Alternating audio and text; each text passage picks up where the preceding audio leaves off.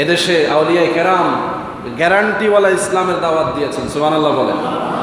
এদেশের হক্কানি ওলামায়ে কেরাম গ্যারান্টিওয়ালা ইসলামের দাওয়াত দিয়েছেন এবং নিজেরা গ্র্যান্টেড হয়েছেন, গ্র্যান্টার হিসেবে দায়িত্ব নিয়ে কথা বলেছেন, সুবহানাল্লাহ বলবেন না? কারণ গ্যারান্টার যদি আমি আপনার না হতে পারি তাহলে আপনাকে আমি কিসের দাওয়াত দিচ্ছি? অনিশ্চিত ভবিষ্যতের দিকে আপনাকে আমি ডাকতে পারি না, কি বলেন ঠিক কিনা? সুনিশ্চিত ভবিষ্যতের দিকে ডাকার দায়িত্ব দায়ীদেরকে এই পরিমাণ যোগ্যতা সম্পন্ন হতে হবে। সে নিজেই যদি গ্যারান্টি না বুঝতে পারে, সে নিজেই যদি আল্লাহর কোরআনের উপরে আস্থা তৈরি না হয়, সে নিজেই যদি নবীর হাদিসের উপরে আস্থা তৈরি না হয়, নিজে আস্থাবান না হয়ে যদি আরেকজনকে আস্থার দিকে না ডাকে, তাহলে তার দাওয়াত দেওয়া জায়েজ নেই। কথা বুঝতেছেন কিনা? আল্লাহ কোরআনে সার্টিফাইড করেছেন, মান আহসানু কাওলাম মিম্মান দাআ ইলাল্লাহ। ওই ব্যক্তির চাইতে ভালো দাওয়াত আর কে দিতে পারে যে আল্লাহর দিকে ডাকে? তো আপনি আল্লাহ চিনেন না, আপনি আল্লাহ বুঝেন না, আপনি আল্লাহর দিকে ডাকবেন কিভাবে? আপনাকে তো আগে আল্লাহ বুঝতে হবে, কি বলেন ঠিক কিনা? আল্লাহ যে রব, এই কথা আপনাকে আগে স্বীকৃতি দিতে হবে। যিনি কালেমা গ্রহণ করেছেন তিনি কালেমা প্রচার করেছেন, বলি সুবহানাল্লাহ। কি কাফেররা ইসলামের দাওয়াত দিয়েছে না মুসলমানরা দিয়েছে? নবী ইসলামের দাওয়াত দিয়েছেন না আবু জাহেল দিয়েছে? নবী দিয়েছেন, কারণ আল্লাহ রাব্বুল আলামিন নবীকে এই কালেমার বুঝ দিয়েছেন, এজন্য নবী বলেছেন বলো লা ইলাহা ইল্লাল্লাহ। সুতরাং কাদা ছোড়াছুড়ি করে ইসলামকে নিয়ে টানাহেঁচড়া করে শরীয়তকে বাজারে তোলা যাবে। এই সস্তা বাজার আজকে কায়েম হওয়ার কারণে মানুষের আস্থা উঠে যাচ্ছে, কি বলেন ঠিক কিনা? সবাই শরীয়তের ডাক দিচ্ছে, সবাই নিজেরটাকে হক বলে দিচ্ছে, গ্যারান্টি কেউ দিতে পারছে না। আর গ্যারান্টি না দেওয়ার কারণে মানুষ দ্বিধাগ্রস্ত হচ্ছে, বিপদগামী হচ্ছে, কি বলেন ঠিক কিনা? এখন আপনি বলবেন হুজুর গ্যারান্টি কিভাবে দিচ্ছেন আপনারা? আমরা গ্যারান্টি দিচ্ছি আমাদের নবীর গ্যারান্টি, সুবহানাল্লাহ বলেন। আমাদের গায়ে আমাদের নবীর সিল মারা আছে, কি বলেন ঠিক কিনা? আমরা যদি নবীর উপরে আস্থাবান থাকি, নবীকে যদি সত্যিকার অর্থে আমরা মহব্বত করে থাকি, নবীর দিনটাকে যদি আমরা গ্রহণ করে থাকি, তাহলে আমরা এই কথা বলতেই পারি যে এই দিনের দাওয়াত নবী দিয়েছেন, বলি সুবহানাল্লাহ।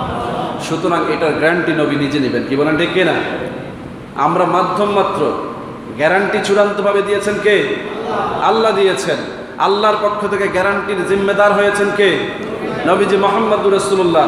নবী বলেছেন আদমান আলাহুল জান্নাহ, আমি ওই উম্মতের জন্য জান্নাতের জিম্মাদার হব যে দুইটা জিনিসের জিম্মা নেবে। একটা হচ্ছে তার গোপনাঙ্গ পুরুষত্ব, তার এই ফুরুজকে যে হেফাজত করবে, আর নিজের জিহ্বাকে যে হেফাজত করতে পারবে। এই দুইটার দায়িত্ব যে নিয়েছে, আমি তার জান্নাতের গ্যারান্টি নিয়েছি। আজকে আমরা দেখি সমালোচনা তো এরাই করে যাদের এই দুই জিনিসের গ্যারান্টি নেই, কি বলেন ঠিক কিনা? আজকে আমরা তাদেরকেই সমালোচনা করতে দেখি যাদের চরিত্রের মধ্যে এই দাগ বহু আগে লেগে গেছে, নাউজুবিল্লাহ বলেন। এজন্য আমরা খুব আস্থার সহিত কথা বলছি যে আমরা যারা মেম্বরে বসে কথা বলবো, অবশ্যই আমাদেরকে আমাদের চরিত্রের ব্যাপারে সতর্ক হতে হবে। আল্লাহ মাফ করার মালিক, ত্রুটি বিচ্যুতি থাকতে পারে, কিন্তু নিজে তো আস্থাবান হতে হবে যে আমি ইচ্ছাকৃত কোনো ত্রুটি করি না, আমার দ্বারা যেন এমন ত্রুটি না হয়। এই বিশ্বাস আস্থায় যদি আপনি আসতে পারেন, তাহলে আরেকজনকে আপনি কথা বলতে পারবেন যে হ্যাঁ, এই পথে চললে চরিত্রবান হওয়া যায়, এই পথে চললে চরিত্র ঠিক রাখা যায়, ওই নবীর অনুসরণ করলে আখলাক উন্নত হয়, যেই নবীর গ্যারান্টি আল্লাহ দিয়েছেন।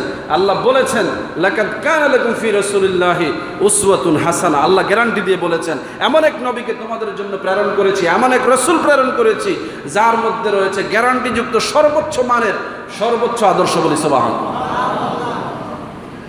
এরপরেও বলেছেন কারা এটা গ্রহণ করবে? লিমান কানা ইয়ারজুল্লাহ, যারা আমি আল্লাহকে পেতে চায়,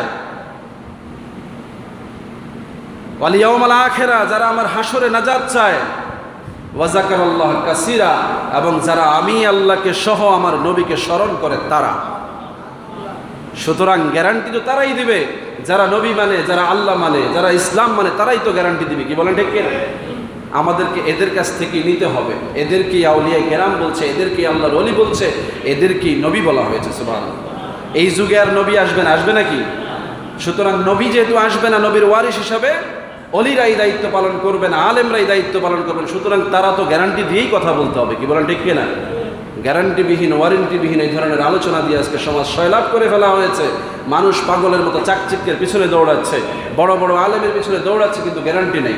এই মানুষটা যখন মৃত্যুবরণ করবে, মৃত্যুর পরে যদি সে দেখে যে সে গ্যারান্টিবিহীন এক মাল খরিদ করেছে, এই মাল তার হাসরের বাজারে বিক্রি যায় না, এই মাল তার কবরের বাজারে বিক্রি যায় না, এই লোকটা কি করে আবার দুনিয়ায় ফিরে আসবে? ফিরে আসার কোনো সুযোগ আছে?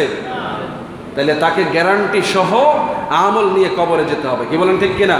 যেই আমল তাকে কবরে মুক্তির গ্যারান্টি দিবে, যেই আমল তাকে জান্নাতের পাওয়ার গ্যারান্টি দিবে, যেই আমল তাকে আল্লাহর দরবারে দয়া পাওয়ার গ্যারান্টি দিবে, যেই আমল তাকে নবীর শাফায়াত পাওয়ার গ্যারান্টি দিবে। কি বলেন ঠিক কিনা? এজন্য ভাইয়েরা, গ্যারান্টি শব্দটাকে উপেক্ষা করেন না, আমরা বুঝে শুনেই বলছি। আর ভালো জিনিসের নামে খারাপ জিনিসের সমালোচনা আমরা করছি। সিল লাগাইলে লাভ হবে না, এই সিলের পরও আমরা করি না। আপনারা ভালো জিনিসের নামে খারাপ করবেন, সেটা সমালোচনা আমরা করছি। ভালোটাকে ভালো বলতে কোনো আপত্তি নেই। আপনি যদি ভালো হন, আপনার ভালোর প্রচার আপনি করেন, কিন্তু ভালোর নামে যেটা খারাপ আমরা দেখবো, সেটাকে কি সমালোচনা করব না? কি ইসলামের নামে অপপ্রচার হলে, অপব্যবহার হলে, ইসলামের নামে শিরক বেদাত হলে, সেটাকে আমরা প্রতিবাদ করব না? অবশ্যই করি আমরা। কিন্তু যদি ইসলামটাকে আপনি শিরক বেদাত বলে ফেলেন, তখন কিন্তু আমরা সেটা মেনে নিতে পারি না। এরকম বিষয় কিন্তু এখন ঘটছে। ইসলামের অনেক মৌলিক আমলকে শিরক বেদাত বলা হচ্ছে। ইসলামের